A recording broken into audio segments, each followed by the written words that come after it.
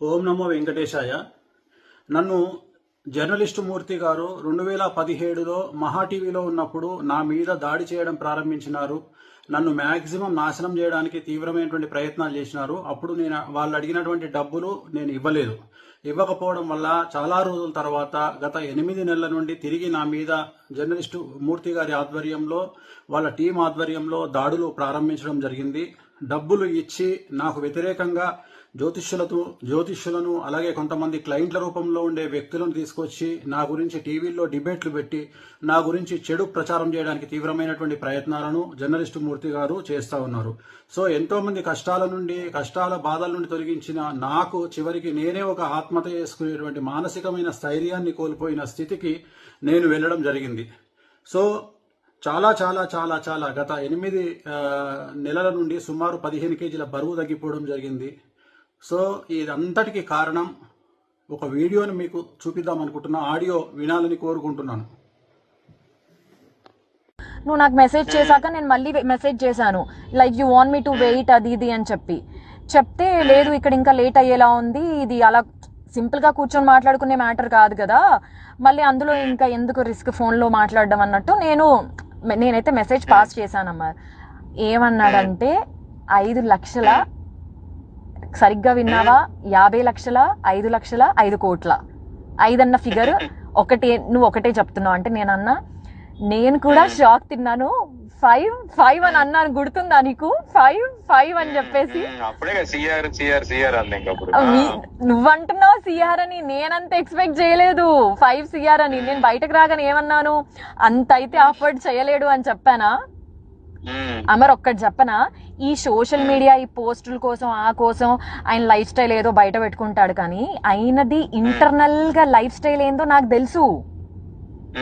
ఇప్పుడు ఆయన ఎంత బ్రాండెడ్లు వాడి ఎంత షో ఆఫ్ చేసుకున్నా కూడా లోపల లైఫ్ ఏంటిదన్న నాకు తెలుసు కదా. 5 కోట్లు ఎక్కడి నుండి తెచ్చిస్తాడు అమర్? నేను అన్నాను అప్పుడే, నాకు తెలిసి ఇది వర్కౌట్ కాకపోవచ్చు అని చెప్పి. అది మ్యాటర్. అంటే మనం ఇంకా ఆయన నుండి మనం ఎలాంటి ఇన్ఫర్మేషన్ వినలేదు కాబట్టి నేనేమంటున్నానంటే, ఆయన ఎవరో ఉన్నారు కదా, అబ్బా నాకు ఆయన పేరే నాకు రావట్లేదు, కల్లేరు రాజేషా ఎవడ చెప్పావు, సారీ వాడు వీడు అంటున్నాను, సారీ. సో ఆయనకి ఈ మెసేజ్ పాస్ చేయలేమా మనము? అంటే అదే వాళ్ళ చిన్నాన్న గారు కొంచెం సీరియస్ ఉన్నారంట, తనతో ఇంకా ప్రశాంతంగా మాట్లాడలేదు. నేననేది ఏంటంటే, ఓకే ఇవన్నీ ఓకే గానీ మనము ఇది తెలియకుండా అది గెలికేసి ఇప్పుడు వదిలేసామంటే వాళ్ళు చాలా ప్రెస్టీజ్ తీసుకుంటారు. అది నేను ఇంకా గట్టిగా ఇది అవుతారు. ఇలా టైం వేస్ట్ చేసి నన్ను ఇచ్చేసి వచ్చి కూర్చొని బేరం కొట్టకుండా ఇచ్చేసి ఇప్పుడు మేము చేయలేము, ఏం చేసుకుంటావో చేసుకోండి అన్నట్టుగా మాట్లాడతారు. నాకు తెలుసు, నాకు అర్థమైంది ఆ పాయింట్. నేను అందుకే అది అంటున్నా, మళ్ళీ మనం అది పాపం మన హెల్ప్ చేయబోయి ఇంకా దాన్ని ఇరకాటంలో పెట్టలేం కదా అని నేనేమంటానంటే, ఇప్పుడు సార్ వాళ్ళంతా ఇది కాదంట, వాళ్ళకంత ఇది లేదంట, 5 కోట్లు అయితే అఫోర్డ్ చేయలేడు. ఒక మాట చెప్పడానికైనా అది అనేది అది అంటుంది. వాళ్ళంతా అడుగుతున్నారు, వాళ్ళ ఎక్స్పెక్టేషన్ అది. నువ్వు చేయగలిగింది ఎంత నువ్వు చెప్తే. ఇప్పుడు నాకు అర్థం కాని పాయింట్ ఏంటంటే, అయిపోతుంది ఆ కంఫర్ట్ జోన్ ఏంటి అని చెప్తే అయిపోతుంది నేను అంటది. ఇప్పుడు ఆయన 5 కోట్లు అన్నప్పుడు అమర్ ఒక మాట నేను చెప్పనా, ఇప్పుడు అక్కడ ఆయన ఇచ్చిన ఏమంటారు 5 కోట్లు అనే ఫిగర్ ఆయన ఇచ్చాడు. ఇప్పుడు వేణుస్వామి కూడా నన్ను నమ్మాలి కదా, 5 కోట్లు ఏ లెక్కలో అడిగారు అసలు అన్నట్టు. అంటే నేను నీకు మనలో మన మాట, నేను నీకు యాజ్ అ ఫ్రెండ్ గా నేను నీకు చెప్తున్నాను, రేపు ఆయన కూడా నన్ను 5 కోట్లు దేనికోసం డిమాండ్ చేశారు అని అడిగితే నాకు ఎక్స్ప్లెనేషన్ లేదు ఇక్కడ. నీకు అర్థమైందా నా పాయింట్? ఆయన నా మాటని నమ్ముతాడా అనే క్వశ్చన్ మార్క్ లో నేను ఉన్నాను. ఆ ఫిగర్ వినగానే చూసావుగా నా మైండ్ అంతా బ్లాక్ అయిపోయింది బయటకు రాగానే. సో ఇప్పుడు దీన్ని మనం ఏం చేద్దాము? నేను అదే అంటుంది. ఇప్పుడు వాళ్ళు అడిగారంటే ఆయన చెప్పే రీజన్స్ ఏంటంటే చెప్పాడు కదా, చాలా చిక్కుముళ్ళు ఉన్నాయి, చేయాలి ఇప్పుడు ఓనర్స్ ఇచ్చుకోవాలి. అంటే ఇందులో బిఆర్ నాయుడు గారికి, ఇందులో ప్రేమకి రాంబాబు గారికి కూడా పోతుందా? అందరికి వెళ్తుంది. మూర్తి అందరికి, మూర్తి, ప్రేమ, అబ్బో అట్లా వీళ్ళంతా కనెక్ట్ అయ్యారు. అదే వీళ్ళంతా కనెక్ట్ అంటున్నాను. అయ్యి ఉమ్మడిగా ఆయన్ని అందరు కలిసి వేణుస్వామి గారి మీద దాడి చేద్దాం అనేది వీళ్ళ ఇది అట్లా పెట్టుకున్నారు. అది నేను అంటుంది. అంత పెద్ద మంది, అందుకే అన్నట్టు చూసావు సో మనీ ఇవి ఉన్నాయండి, చిక్కుముళ్ళు ఉన్నాయి దీంట్లో, ఇవన్నీ తిప్పుకుంటూ రావాలి, ఇవన్నీ ఇది చేసుకుంటూ రావాలి అని. అది అది ఆయన ఏం చేశాడు, మనలో మన మాట ఇప్పుడు జస్ట్ మనలో మన మాట 5 కోట్లు అయితే ఆయన ఆఫర్ చేయలేడు అంటే ఆయన దగ్గర అంత లేదు. ఎందుకంటే నేను చూసాను కాబట్టి నేను నీకు పర్సనల్ గా చెప్తున్నాను. ఆయన లైఫ్ స్టైల్ అంత కాదు. ఎందుకంటే నేను దగ్గర నుండి చూస్తున్నాను కాబట్టి నాకు తెలుసు. ఇది కాకుండా నెక్స్ట్ ఆప్షన్ ఏముంది ఇప్పుడు? ఈయన ఒకవేళ ఇలా సెటిల్మెంట్ చేసుకోకపోతే లేదండి నేను ఏదో 50 లక్షల కంటే ఇచ్చుకోలేను, లేదా నేను 1 కోటి రూపాయల కంటే ఇవ్వలేను అని ఏదైనా ఒక మాట చెప్తే నేనేమంటానంటే మనకేం వద్దు, నువ్వు వద్దు, నేను ఇన్వాల్వ్ అవుతాను అనేది వాళ్ళకు ఒక మాట చెప్పేసాం అనుకో, వాళ్ళకంత ఇదే లేదంటలేని ఆయన అఫోర్డ్ చేయలేడంట, ఇది ఆయన రేంజ్ అయితే ఇది, దీంట్లో అయితే ఏమన్నా మీరు చేయగలుగుతారంటే కూర్చుందామండి అని చెప్పేసి మనం స్కిప్ అయిపోవచ్చు. నేను అంటే అది నేను అందుకే ఆయన్ని ఒక చెప్పమాను చేయగలను. అదే అంటే అది ఓకే. ఎందుకంటే నేను ఇప్పుడు నన్ను ఇచ్చేసావు, నేను తీసుకెళ్లాను, నీ క్లియర్ గా నేనే నేను ముందు తీసుకెళ్లి కూర్చోబెట్టాను. లేదు అసలు ఈ విషయంలో చెప్తున్నాను కదా, నీతో పాటు అసలు నన్ను అక్కడ వరకు తీసుకెళ్లడమే I'm very much grateful to you. నేను చెప్తున్నాను కదా. అయ్యో నువ్వు నీ మొహలే, మనలో మనకి అవన్నీ ఎందుకు లేదు. నేను అసలు మనకు నా సంబంధం లేకపోయినా సరే నువ్వు అడిగావు అని చెప్పేసి నేను దాన్ని అప్పటికప్పుడే పంపించాను. ఏ కంప్లైంట్ ఇచ్చారు ఏంటి అవన్నీ పంపించాను నీకు.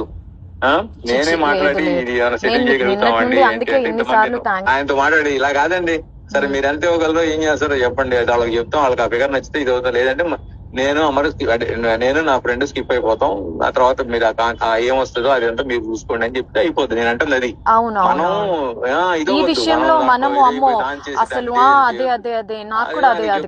ప్రవీణ్ గారికి చెప్తాం, ప్రవీణ్ గారు ఆయన కన్వే చేసుకుంటాడు, ఏమండి ఆయన 1.5 కోటి ఇవ్వాలని అంటాడు, 1 కోటి రూపాయల కంటే ఇవ్వని అంటాడు, ఇదండి పరిస్థితి అని అంటే వాళ్ళు సార్ రమ్మన వచ్చినంత ఏదో ఒకటి వచ్చింది సార్ రమ్మన్న ఇది అంటే కూర్చుంటారు, లేదంటే వద్దులే మనం చాలా మందికి ఇచ్చుకోవాలి, ఇది చేసుకోవాలి, వర్కౌట్ కాదులే అంటే లైట్ తీసుకుంటా. అది నేను అంటుంది.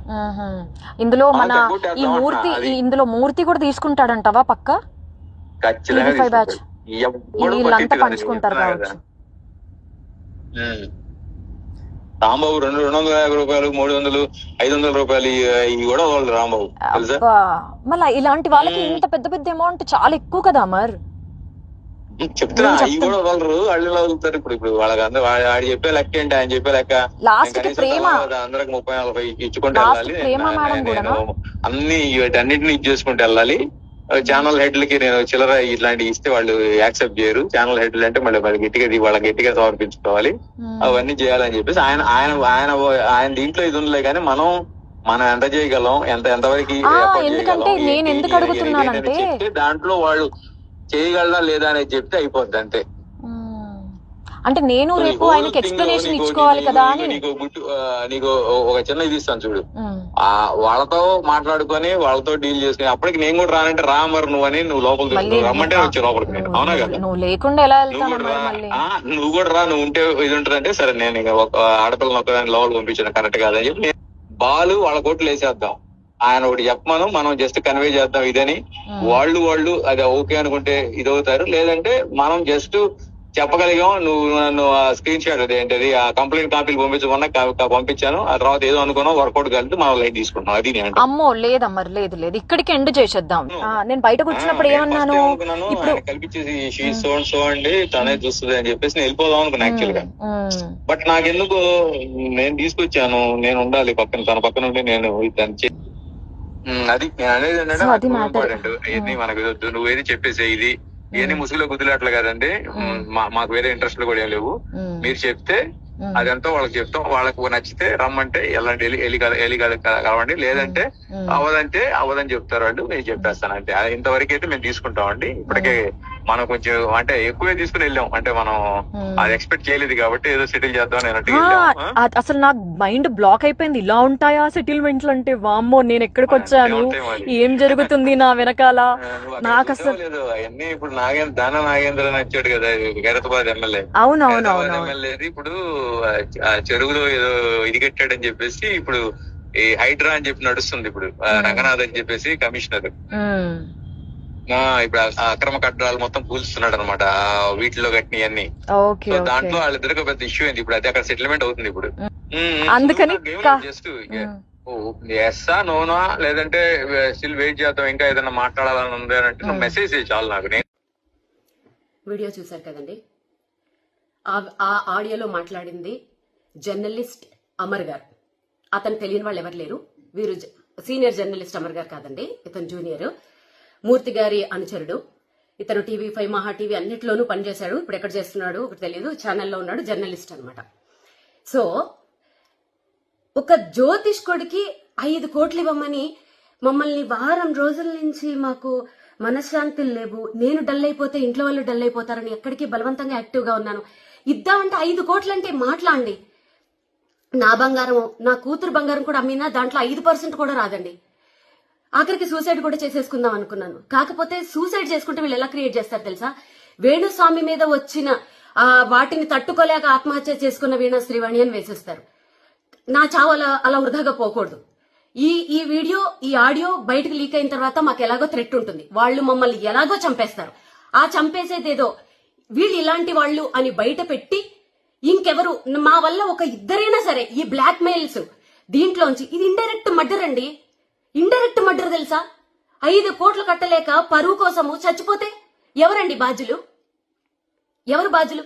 దీంట్లో నాకు విచిత్రమైన విషయం ఏంటంటే, ప్రేమ గారు అంత డీసెంట్ జర్నలిస్ట్, ఒక ఆడపిల్ల అమరు చెప్తున్నాడు చూడండి, దాంట్లో ప్రేమకు కూడా వాటా ఉంది.